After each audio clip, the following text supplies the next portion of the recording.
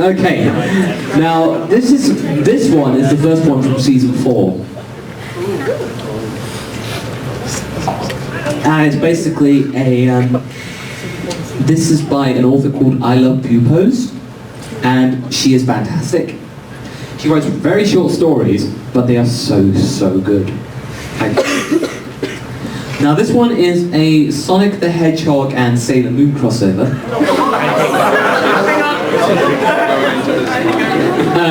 And it's called The Adventures of Sally Acorn and Sailor Moon. Sailor Moon finds a talking piece of corn named Sally Acorn. Sailor Moon was flying down the road when she saw a piece of cornfield. Wow, she said, flying down. I love corn the most. She picked a piece and heard a scream. What was that, she said. It was me, her corn said. What are you doing in my pod? I am your food, Sally said. I am Sally Acorn. What's your name? Mine? It's Space Girl. What's your name? She said. You already said that, she said. Oh, sorry, she said. Why have you been talking to me? If I plucked you from your luscious plant stem, you must die. No, don't you know? Everyone knows that only Sally Acorn lives when plucked from her bosom. Oh, she said. You're kind of cute. I know, everyone says that. Well, they all peek the truth. You're pretty hot. Want to do it? Yeah, she said. Sailor stuck her up her again. Wow. That escalated quickly. I mean, that got out of hand fast. Into her again. And lost her for a bit. But then she found her again. Oh, I am pregnant. Who's the father? Me, Sailor said. When it's due. Now! Sailor exclaimed. Oh no, I think I hear it coming. Grab its butt. Pull it out. Then the most beautiful baby ever was born. It was an anemo alien corn squirrel. And they loved the baby. They lived happily ever after. The end.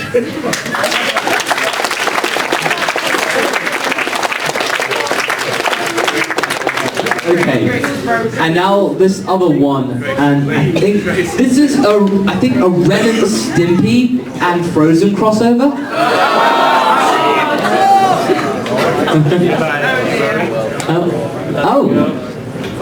Hey, I will get to this next. X the dark one, everybody. That one has provided a last-minute addition to their... Well, I'll get to it in a bit because this is gold. Okay, this is real gold. This one won't take long. Okay, I Love Pupos. Let the stum rage hard. Ren, a chihuahua, is caught in a stum, then he falls into Elsa's castle, and also into her love. Ren was going home one day when a storm came along and hit him in the face. He turned to run, but his feet were a little stubby, so he fell into a castle. Elsa screamed and kicked him. Are you here for me? She screamed, hitting him again. He lost his cool and bit her. She hit him. Oh, sorry, I didn't mean to. It's okay. I like your dress, you idiot! So how are you? Oh, I'm God. How are you? No, I am bad. My sister hates me. Oh, no, my sister hates me and I can't go back and I really want to. Oh, I could take you. Okay. So they left and went down the hill and arrived after a super long journey to the village.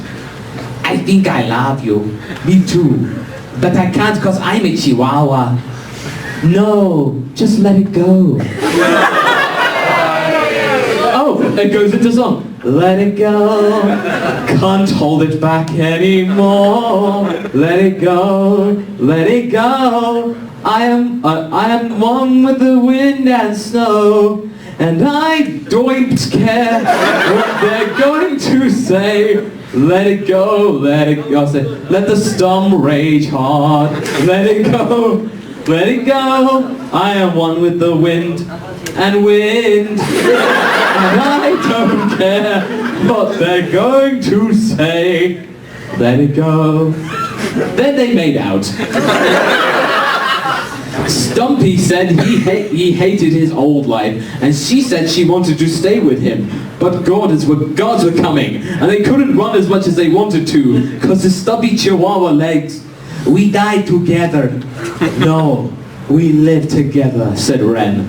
Then his boyfriend Stumpy saved them, and they had a three-way. Their children were really messed up. But they lived happily ever after. The end.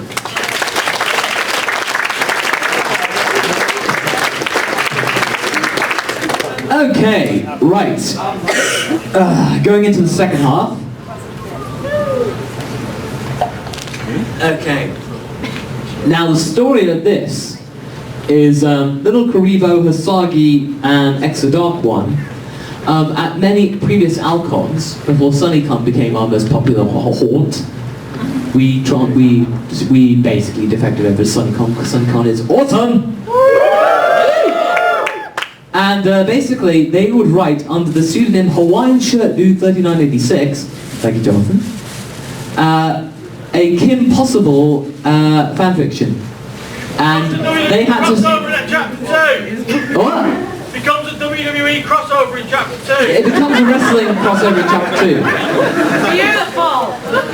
Yeah, and the gimmick with this one is that they had to take turns saying a word, so they had to write it out one word at a time. And this is the result. 18 plus 5! This is an 18 plus panel, so no need. Oh, good. Yeah. Fuck you. 18 plus. Chapter 1.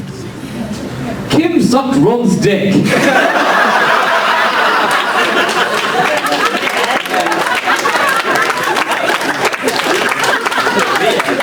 Actually, you know what, I'm going to stand up for this. This deserves it. Kim sucked Ron's dick while Rufus licked Kim's minge. Suddenly, Yuri jumped into Ron's mom. However, Shigo went down on Kim's uncle before fisting several members of the cheerleading fuck squad. Suddenly, Bunny swallowed lots of bean from Draken's supply in Bueno Nacho. Kim then grinded upon Ron's massive collection of dead people. Before masturbating with Monkey Fist over several hundred baby seals.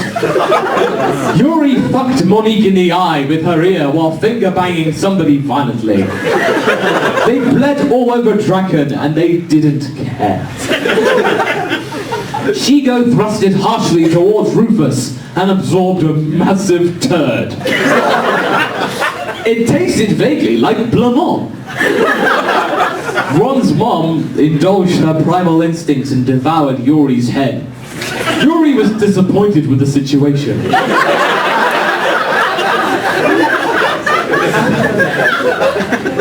She wrapped her bootylicious thighs tightly around Ron's mom's neck, suffocating the shit out of her. Reading newspaper articles about giant celebrity dumps. Bonnie wondered why her vagina smelled like mutton. But Draken didn't give two fucks about animal genitalia that caused violent diarrhea.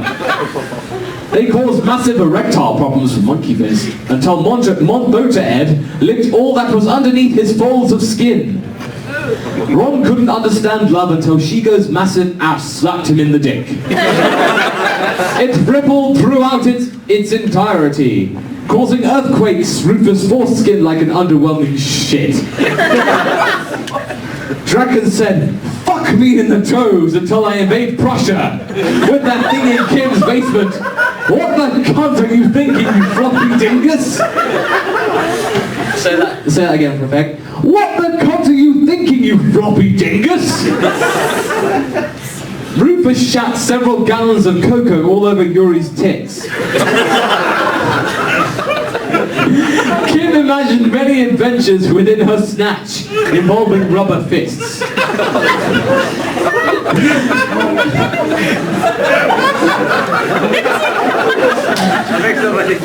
X is gone.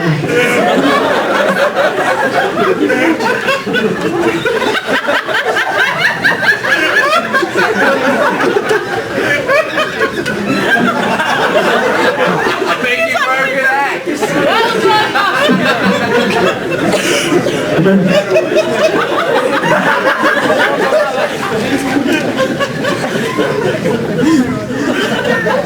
You wrote this?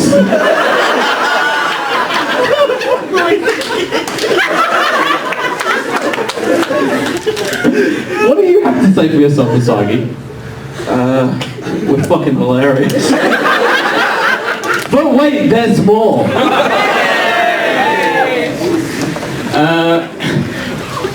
Kim's uncle had genital piercings infecting Bonnie's clit. She gobbled hungrily at the sight of hippos pooping tons of poop. To be continued. Right now. Right now. Okay. Chapter 2, Prussia. Oh dear.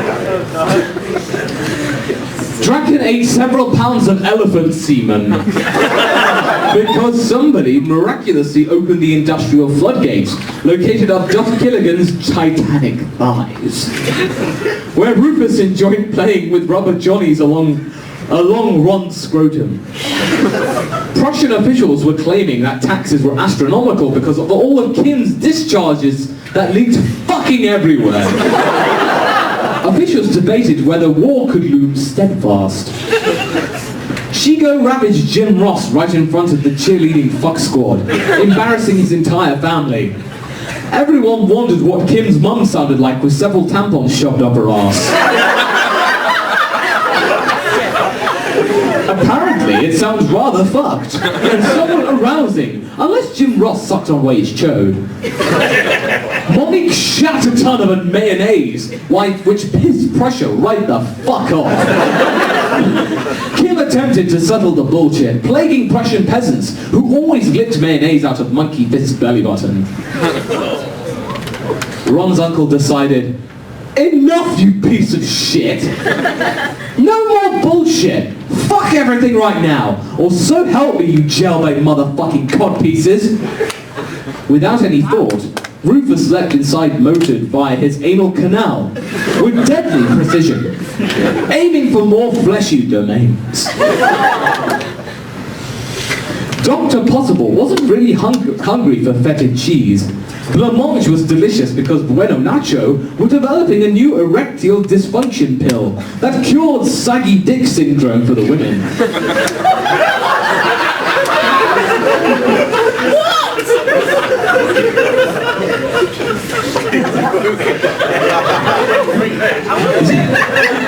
Suddenly, Jim Ross exploded his asshole while Stone Cold Steve Austin gobbled Kim's saggy snatch, loving the flavour of the rattlesnake spitting on Andre the Giant's massive French corpse.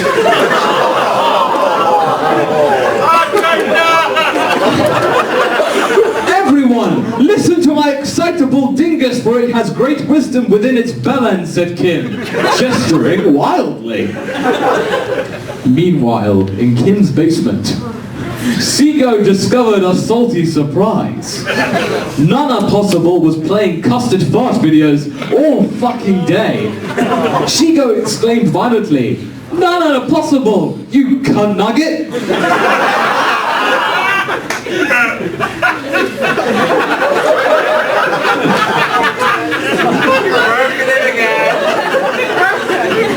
He wrote this shit, I don't blame him. Oh, today I get MasakoX saying cunt nugget. I'll reiterate again. It's like, Nana Possible, you cunt nugget! That's from my auntie. Lick my oblong shoulder blade to please me, Nana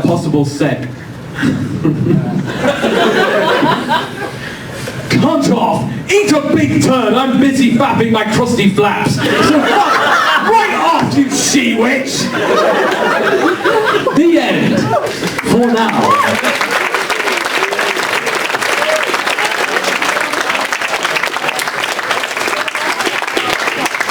Thank you, Hisagi. Thank you, X. Thank you, X, you cunt nugget.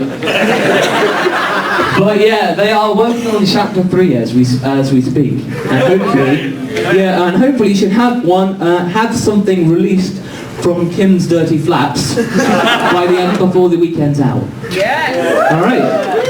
Okay, so we'll just get back to the fanfiction. But yeah, I think I was there when they first wrote the first chapter. I had no idea it become such a huge legacy. Like, really, I had no idea. I am traumatized to this day. Okay. Right.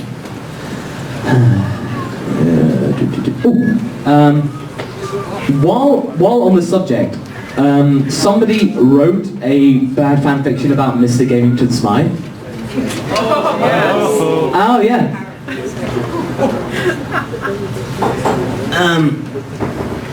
And it's actually referred to as the greatest story ever told. And as far as I'm concerned, it is.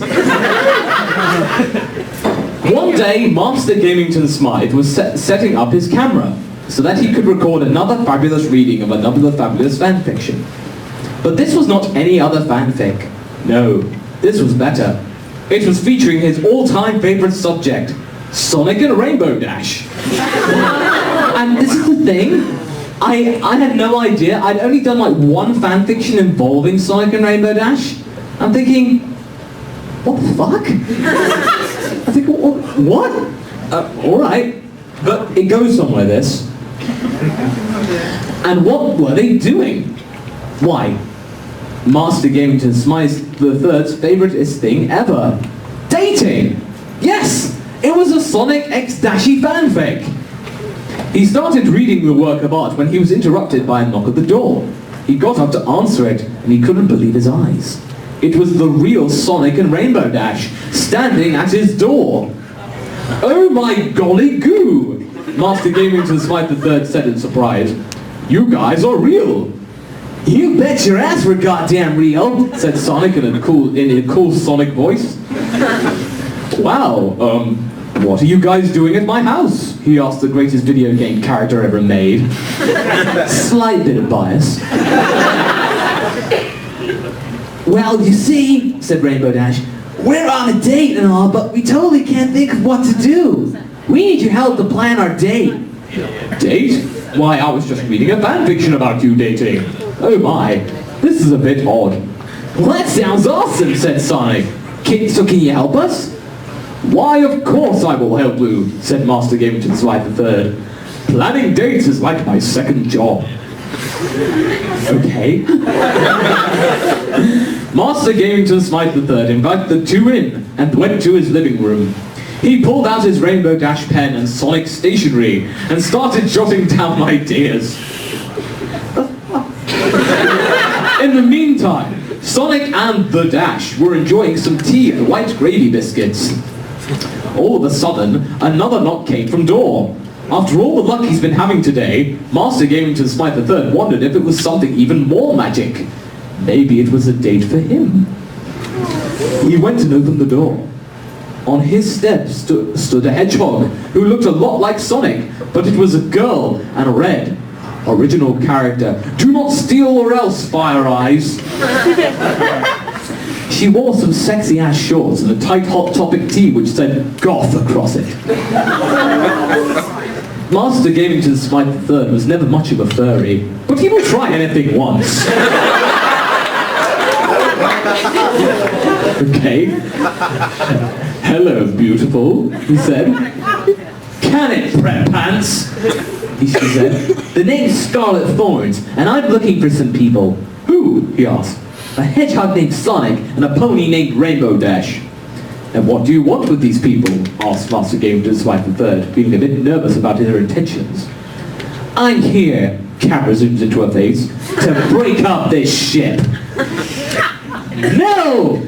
Came a scream from behind Master Gamington Smythe. Well, it was Rainbow Dash. Can it, prep pony pants? She snarled, pointing at her with a long black painted fingernail. Who the hell ships a hedgehog with a pony? Ponies should be shipped with ponies, and hedgehogs, she pointed at Sonic, she should be shipped with me. She then started walking towards Sonic and Rainbow Dash. You're mine, Sonic. Hedgehogs belong together. Master Gamington Smythe III had to do something before she ruined his OTP. Stop, Scarlet Thorns, he yelled. Why would you try to break up something so beautiful? Love is love, and Sonic the Hedgehog and Rainbow the Dash is the ultimate love. The one true pairing. And I will not let you break up something so perfect. But what about me? Said Scarlet Thorns. What about my perfect love for Sonic? We were meant to be. It says so in my biography. That I wrote myself. Sonic walked up to Scarlet Thorns and put a hand on her shoulder. Baby, I love you. I love you more than Chili Dogs or Sonic Adventure 2. Honey, I would be all yours, but I love Rainbow Dash even more. Scarlet Thorns started crying. Sonic gave her a hug. Rainbow Dash then joined in. Master Gamington Smythe III looked upon the trio. It was so beautiful that they almost seemed to glow. Then a ray of light came from his ceiling, and then they were actually glowing. From the light came a voice. You must fix this, my son, said the voice echoing. Nostalgia critic? Asked Master Gamington.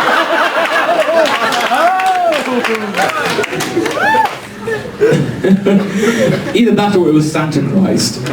Santa Christ, Santa Christ, son of Santa Christ. The light faded away. The three started huddling and crying. Master Gamington Smythe III, fast! He had to fix this. He then had it. Sonic, Rainbow Dash, Scarlet Thorns, I know how to fix this so that everyone can be happy, he said. How? They asked. You will be a couple together. Together? Asked Rainbow Dash, confused. Yes, a three-way relationship. You know, like Sonic X Dashy X Thorns. Is that even possible? Asked Sonic. In fanfiction, anything is possible. You know what? I like Prep Pants' idea. All this time I was hating on your love when I could have been joining it. The three then huddled up and did a three-way gangbang. Thanks, Master Gamington Smythe III, said Sonic, giving a thumb up her ass. You saved the day, thus you're way past cool. Master Gamington Smythe III blushed. The three then said their goodbyes and left. Master Gamington Smythe then went back to his filming room and finished reading his Sonic X Dashy fanfic. The end.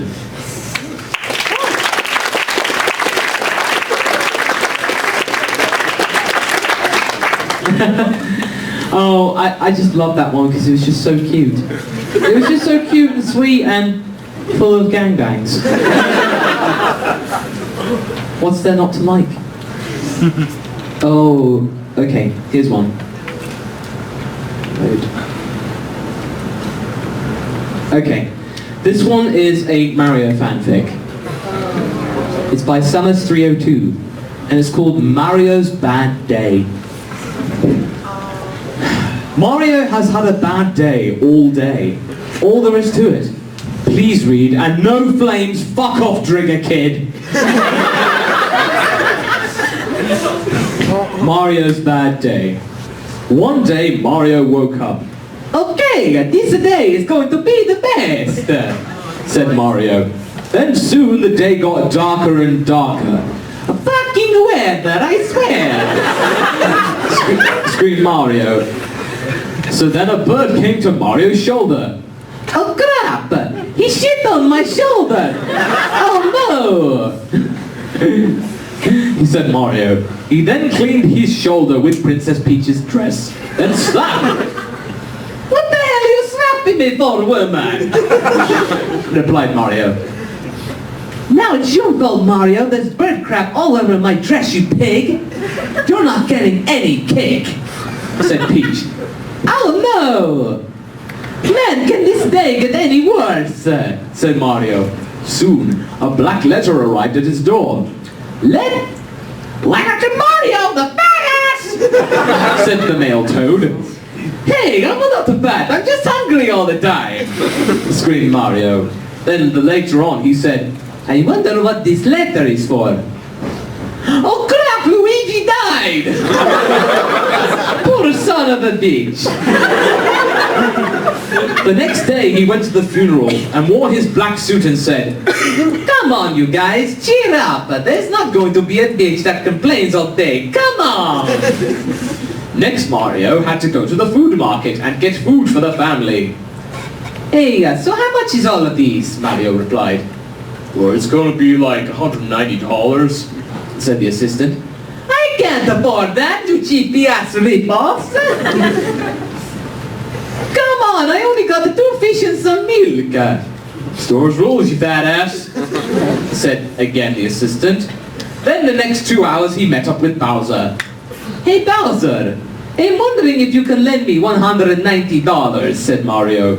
Brown Bowser's horns grew large and then BAM! Right in Mario's damn head. The next 10 minutes he woke up in the hospital and said, what in the fucking world happened to me? She's the man. Peach is gonna think that I'm cheating on her with Daisy like last time. I need to go. So then he thought he was going to be late to the house. Then the doctors got hold of him and started getting 2 needles and injected them to Mario. The doctor were whispering to him, shh, shut up, stay calm, shh, shh, let go of me, you bastards. Oh God, I'm falling asleep, said Mario, then got knocked out. Finally, 30 minutes later, what happened to me, doctor? Well, the first thing is you got stabbed in the head by a dragon's horn, said the doctor. Yeah? Replied Mario. Also, you got AIDS. Shit! How did I... Oh yeah, I did a Peach, Daisy and Toadette yesterday. I didn't use protection, but oh yeah. Damn, I got AIDS! Stupid ass shit! said Mario. And that was what I would like to call a very bad day. The end.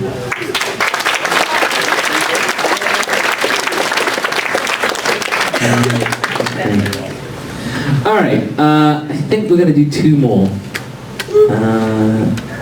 Right. This one by Master Chief Boss Poem Ulol 666. Fucking great name.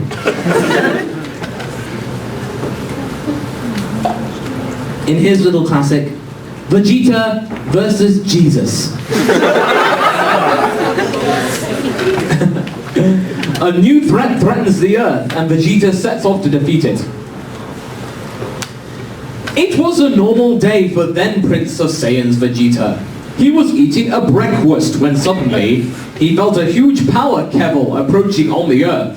What is this? He shouted angrily. I must investigate! So he flew to Islam.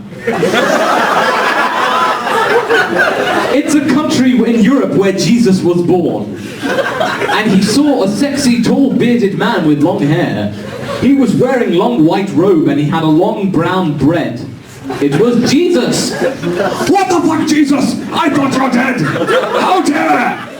Screamed Vegeta in shock.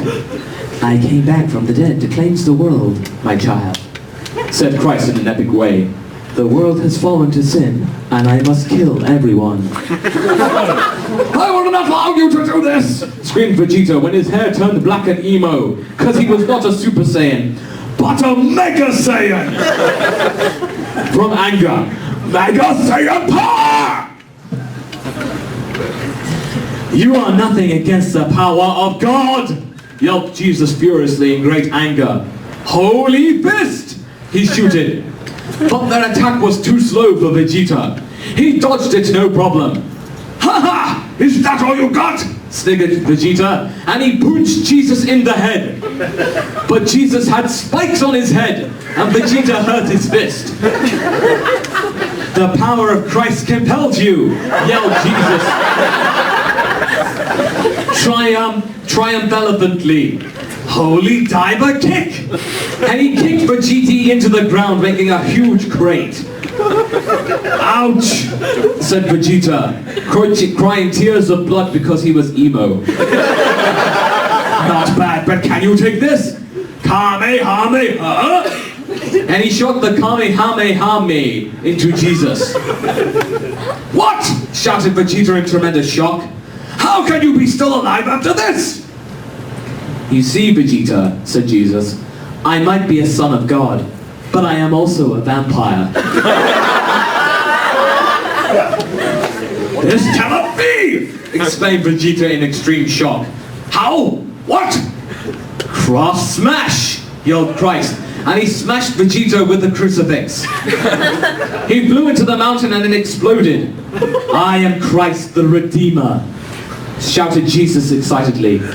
Yeah? Redeem this! Said Vegeta threw an expired McDonald's Big Mac voucher at Jesus. Huh? What? Asked Jesus confusedly, because he's from like a million years ago, and he doesn't know McDonald's. I don't know what this is, but I'm loving it. He said happily. Get it? While Jesus was confused, Vegeta was shouted at Jesus, Garlic gun! And Jesus shouted, as he turned to deuce because garlic kills vampires.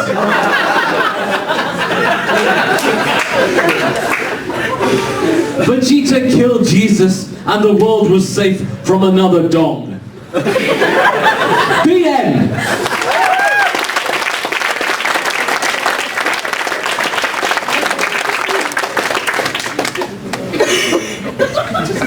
You know what? We'll end with another Vegeta story.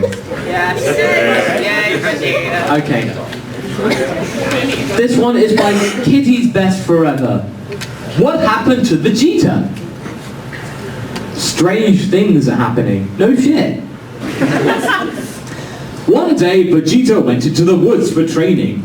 He put on his training suit and took a large basket with him because he happened to be hungry and wanted to search for some mushrooms. In this attire, he went to his favorite training place, but you won't believe what happened to him there.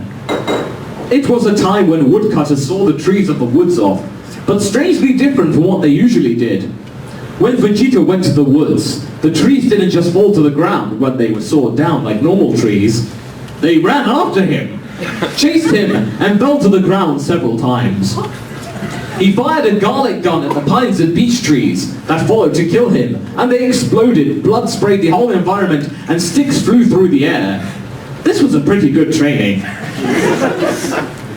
At last, he found the mushrooms growing in a clearing, and because they smelled so good, he ate them all voraciously. He ate so much of them that his stomach came out of his mouth. Laughing, he pushed it back into his body, and suddenly he felt a bit strange. He awoke by loud screams. Then he saw them running through the bushes. The Spartans! Vegeta screamed as he turned Super Saiyan. His aura was so hot that the armors of the Spartans molted at once, and they themselves also. And then came the Persians. He screamed so loudly that their brains flew out of their skulls and they fled in panic. And then Vegeta saw him. King Xerxes! He rode on a giant Persian cat swinging his two-handed sword. Vegeta growled. Whoa! The sword broke with a shuddering sound. King Xerxes fled in panic and his brain scuttled after him. Then Vegeta took a shovel and dug a hole to the center of the earth. There he met the meerkats. He asked them where there is a great lava fountain because he needed to go to Mars for some time. Vegeta sat with his butt on an underground volcano, and soon a fountain of lava came out of this, and this is how he managed to fly to Mars. But he didn't want to stay there for too long, since it was too cold on Mars, and he forgot his jacket and scarf. On Mars, he met the Martians. They were tiny, had smooth red skin and a tail, and if you pulled it, they spit fire, just as planned. After that, he flew back to Earth, went to the next supermarket and stole a sausage. When he flew away with it, Goku saw him and wanted to have it. Goku could fly faster than Vegeta, and the prince thought, if I cannot have the sausage, then no one should have it! Then he took the abducted Martian, pulled his tail brutally, and the spray of fire burned the whole sausage. Goku cried. Aww. Later, Vegeta returned back to the underground, and often trained in a secret gym.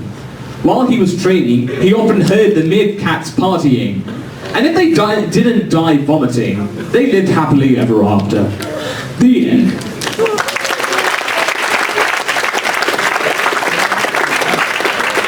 Right, thank you, Jonathan, and I think with that, that's the end of Bad Fanfiction Theatre, I'm afraid.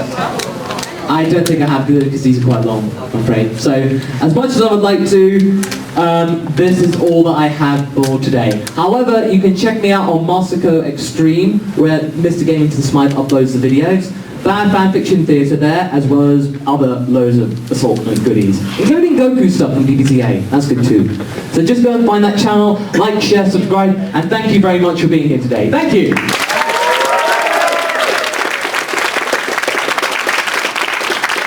And a big shout out for Extra John and Kosangi for their Kim Possible fanfiction.